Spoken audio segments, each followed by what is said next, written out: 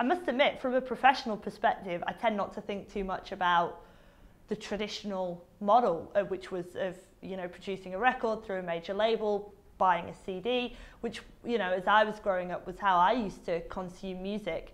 I don't spend too much time these days thinking about it, as it's not related to the Pandora model. But I would say, I do know that I personally spend quite a lot of money on music. I recently just bought 4 CDs because I have an older car and it still has a CD player, so I listen to CDs in my car. I think that's the only CD player I have as well, which was had a great conversation with a friend who bought a CD at a show the other day, and her partner was just joking, like, where are you going to play this?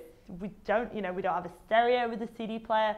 You know, I'm a MacBook Air user. There's no CD drive on the laptop.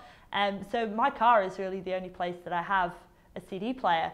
But I do still buy CDs, and I've kind of entered more into the realm of, you know, I purchase a lot of gig tickets. I like it when, you know, and this is what the music industry does, they target you with a bundle. So if I can buy, you know, a ticket to a show that comes with a limited edition t-shirt and a screen print, a numbered print by the band, I'll pay several $100s for that experience for a band that I really love. And I think there's that level of, you know, monetization of the music industry compared to sort of CD purchasing.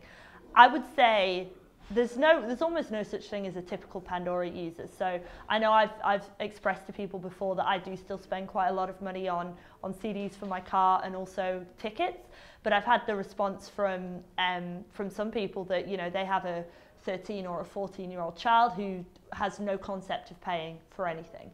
And so that's kind of a trend that's been seen. But then also you have a more mature audience who are still only purchasing CDs, and they haven't got into the music streaming world. It's a very transitional time, and I'm not sure that I have the answer, other than that I know I spend a lot of money on music.